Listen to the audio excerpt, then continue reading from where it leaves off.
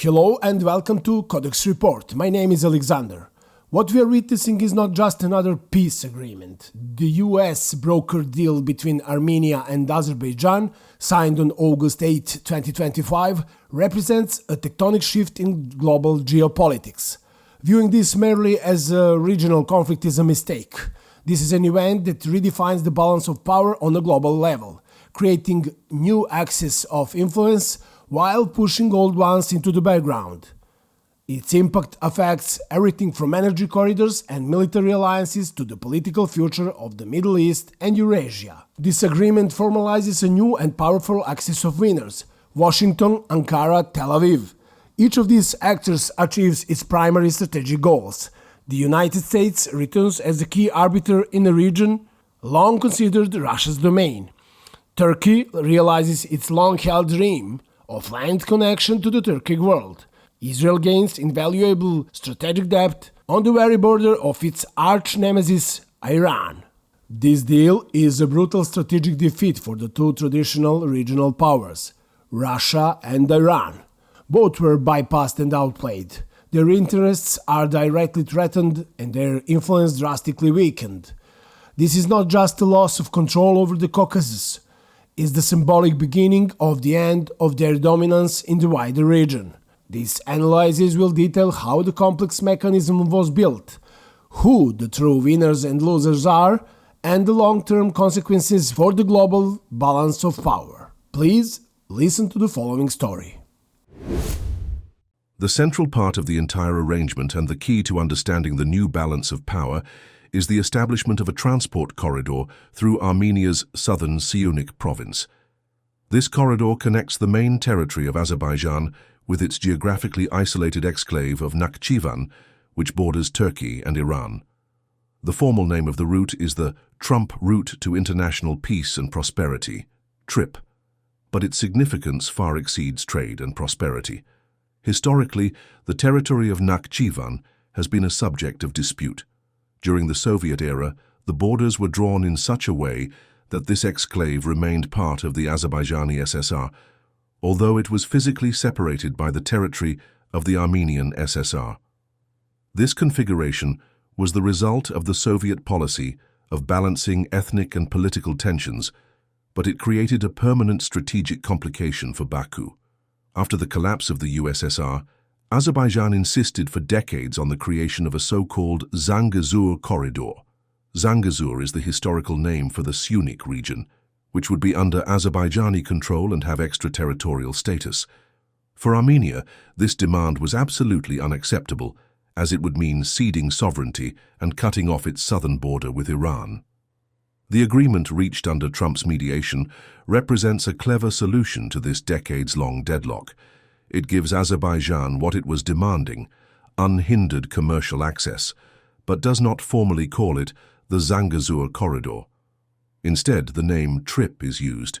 For the government in Yerevan, this was a way to present the agreement to the domestic public as a diplomatic victory, because territory was not formally ceded, nor was extraterritorial status granted.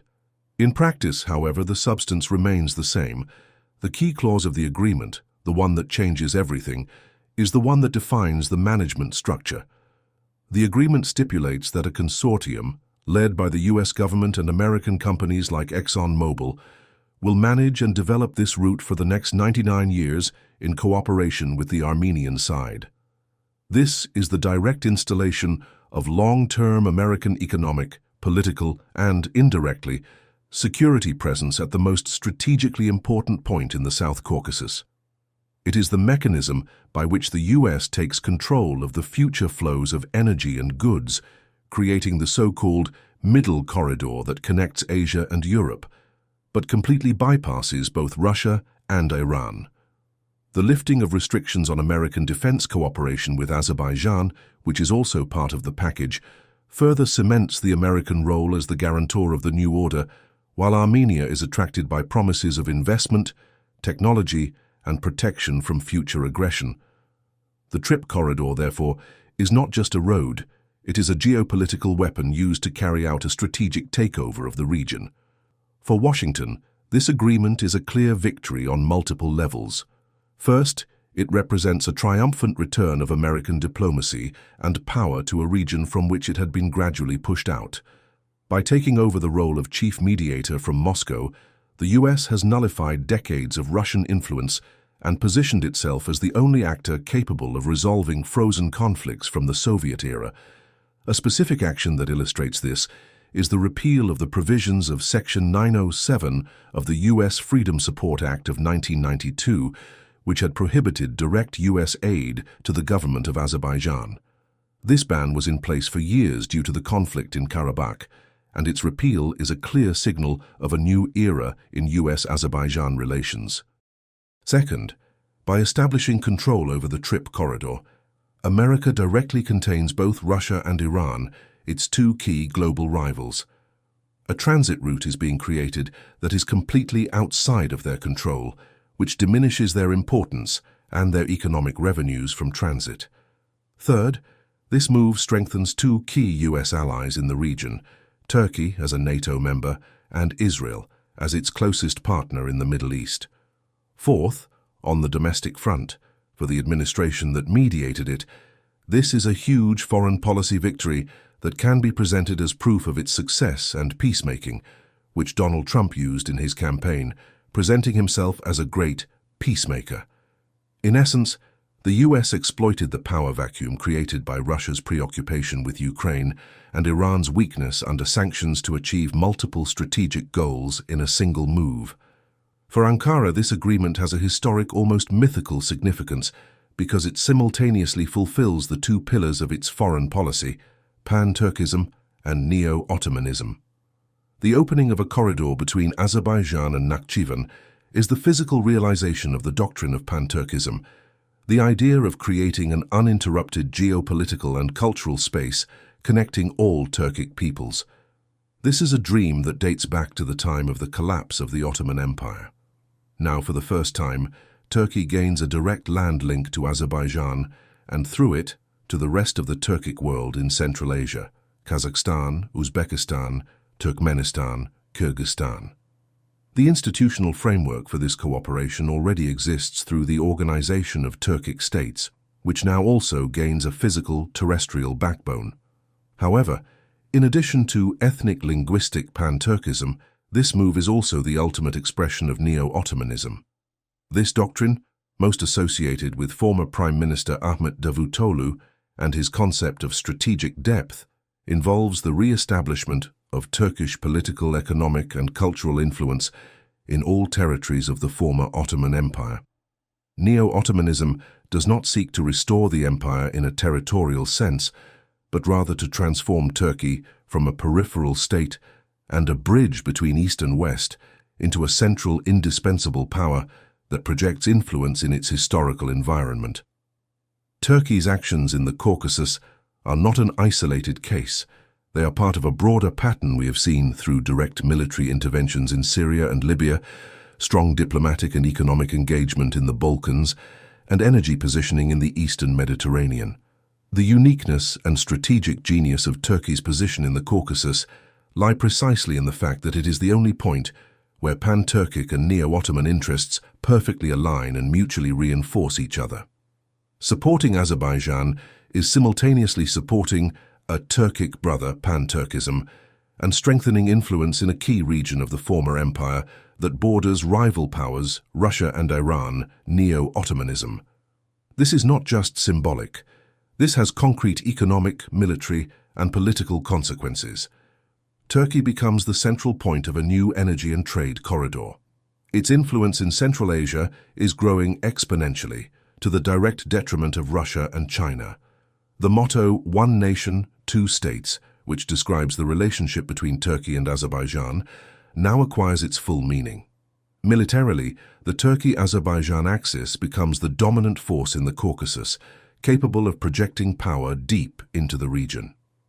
The support for Azerbaijan in the 2020 war was just the first step, especially through the use of Turkish Bayraktar TB2 drones, which proved to be decisive. This agreement is the final stroke by which this dual vision, Pan-Turkic and Neo-Ottoman, has been turned into reality. Israel's role, though less visible, is perhaps the most significant. Tel Aviv's interest goes beyond simply weakening Iran. It is about a fundamental change in the strategic calculus of the Middle East. First, the agreement cements the alliance with Azerbaijan, which is based on a simple but effective exchange: oil for weapons. Concrete data shows that Israel imports about 40% of its total crude oil needs from Azerbaijan, primarily through the Baku-Tbilisi-Ceyhan pipeline. In return, Israel has become Azerbaijan's largest arms supplier, ahead of Russia and Turkey. This involves the most advanced systems, Laura ballistic missiles, Harop and Harpy kamikaze drones, Barak 8 anti-aircraft systems and radars, which gave the Azerbaijani army its technological advantage. Second, and more importantly, Azerbaijan now becomes an even more reliable and valuable platform for Israeli intelligence and military operations against Iran. There are numerous claims that Israel is already using Azerbaijani territory to monitor Iran's nuclear program and to launch drones. The new corridor, under American management, only enhances that potential. It gives Israel a second front and the strategic depth it lacked, allowing it to exert pressure on Tehran from the north. Third, this deal strengthens the trilateral US-Israel-Azerbaijan alliance, creating a powerful bloc that serves as a counterweight not only to Iran, but also to Russian influence. Israeli Prime Minister Netanyahu has repeatedly emphasized his commitment to this alliance, which indicates a long-term strategy. For Israel, this is a long-term investment in a regional security architecture that makes it stronger and more secure. Strategic defeat, consequences for Russia and Iran. For Russia, this agreement is a humiliation and a strategic defeat of the First Order. The country that considered itself the undisputed master of the Caucasus is now reduced to a passive observer. The key question arises: did Russia consciously sell or sacrifice the Caucasus because of its preoccupation with the war in Ukraine? The answer is complex. It was not a matter of a deliberate sale, but of a loss of capacity. By redirecting enormous military, economic, and diplomatic resources to the Ukrainian front, Moscow created a power vacuum in the Caucasus. This vacuum was swiftly filled by the US and Turkey. The failure of Russian peacekeepers to protect Armenians in Nagorno-Karabakh during the 2023 Azerbaijani offensive was the final straw that destroyed Armenia's trust in Russian protection. This opened the door for Yerevan to turn to the West. The Collective Security Treaty Organization, CSTO, Russia's equivalent of NATO, proved to be completely irrelevant. Armenia repeatedly activated Article 4 of the CSTO's founding treaty, which provides for collective defense in the event of aggression against a member, but a response from the organization was absent. This led Armenia to formally freeze its participation in the alliance's activities in 2023. Although Russia retains certain levers, the military base in Gyumri, control over Armenia's gas pipelines and nuclear power plant, and support for the pro-Russian opposition, its role has been irreversibly diminished. It has lost its status as the exclusive arbiter and is forced to watch as America and Turkey draw new maps in its near abroad. For Iran, the situation is even more dramatic. This agreement does not just represent a loss of influence, but a direct existential threat. For decades, Tehran maintained good relations with Armenia precisely to prevent the creation of a Pan-Turkic corridor that would cut it off from the Caucasus and surround it with an alliance of Turkey and Azerbaijan. The Armenian border was Iran's only secure land link to Armenia and, through it, to the Eurasian Economic Union led by Russia. Now that worst-case scenario is becoming a reality. First, Iran is losing its only reliable partner in the region and risks being completely isolated. The TRIPP Corridor bypasses Iranian territory, thereby diminishing its importance as a transit country and inflicting additional economic damage at a time of severe sanctions. Second, the security risks are enormous. A corridor under American management, used by Turkey and Azerbaijan, a close ally of Israel, brings the military presence of NATO and potentially Israel to Iran's northern border. This is a nightmare for Iranian strategists. The harsh rhetoric from Iranian officials, such as the threat from Ali Akbar Velayati, an advisor to the supreme leader, that the corridor will not become Trump's passage but a graveyard for Trump's mercenaries, is not just empty rhetoric. It reflects a deep and real fear. Third, this strengthens separatist tendencies among the large Azeri minority within Iran itself, especially in the provinces known as South Azerbaijan. The fear that an empowered, united Ankara-Baku axis could promote irredentism among Iranian Azeris is a constant source of concern for the stability of the regime in Tehran. While the great powers play their game, the real drama is unfolding within Armenia, the country paying the highest price for the new order and upon whose internal stability the entire implementation of this ambitious plan depends. The agreement has brought the nation to the brink of an internal schism, and the political scene is polarized to the extreme, with two irreconcilable sides fighting for the soul of the nation. On one side is the ruling pro-Western bloc, led by Prime Minister Nikol Pashinyan and his Civil Contract Party. In the snap parliamentary elections held in June 2021, after the defeat in the Second Karabakh War, Pashinyan's party managed, despite criticism, to win a convincing majority with 53.9% of the vote, which gave them 71 out of 107 parliamentary seats. Their narrative is pragmatic, though painful. After military defeats and what they see as a betrayal by Russia, Armenia had no choice. The agreement, in their view, is the only way to ensure the state's survival, achieve lasting peace, and open new economic prospects through cooperation with the West. This is a conscious decision for a strategic turn, whose concrete steps include freezing membership in the Russian-led CSTO military alliance in 2023, a parliamentary vote in March 2025 supporting an application for EU membership, and active military diversification. Instead of relying on Russian weapons, Armenia has begun acquiring sophisticated systems from France and India, which is a clear signal of separation from Moscow. For this government, the agreement with Azerbaijan is the culmination of that turn. It is precisely in this deep division that Moscow's key asset and the greatest threat to the implementation of the agreement lies. Russia may have lost its status as chief mediator, but it is far from having lost all its levers of power. Armenia remains critically dependent on Russia, which gives Moscow enormous potential for blackmail. First, there is energy dependence.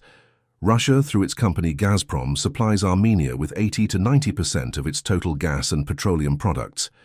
Any price hike or supply disruption during the winter could paralyze the Armenian economy and cause huge public discontent, which the opposition would immediately exploit.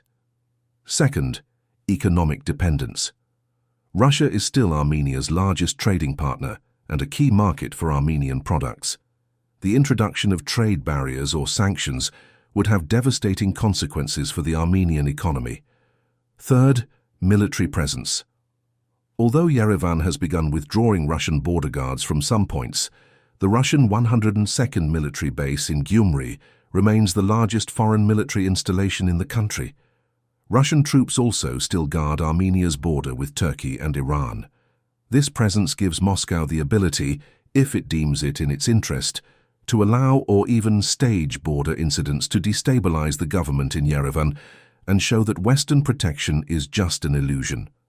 Therefore, the entire implementation of the TRIPP Corridor depends on whether Pashinyan's government can withstand these pressures. Russia has both the will and the means to sabotage the agreement.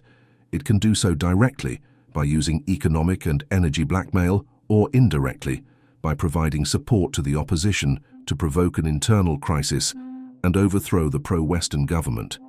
The upcoming 2026 elections are therefore not just a normal political contest. They are a referendum on the future geopolitical orientation of Armenia and, consequently, on the fate of the entire American plan for the Caucasus. The agreement between Armenia and Azerbaijan, therefore, far exceeds its local significance. It is a paradigm of the New World Order being born before our eyes, an order in which one superpower in decline, Russia, is losing its spheres of influence, while another, the US, uses regional powers, Turkey and Israel, to achieve its global objectives. What we have seen in the Caucasus is a model that we may see in other parts of the world. It is a model in which old alliances are falling apart and new ones are being created based on pragmatic, often transactional interests. The consequences are long-term and unpredictable. Will this new order bring stability, or will it, on the contrary, open a Pandora's box of new conflicts? The question remains open, but one thing is certain: the world will never be the same after this agreement. The geopolitical map has been redrawn, and the lines of a new global conflict have been drawn precisely in the ancient mountains of the Caucasus.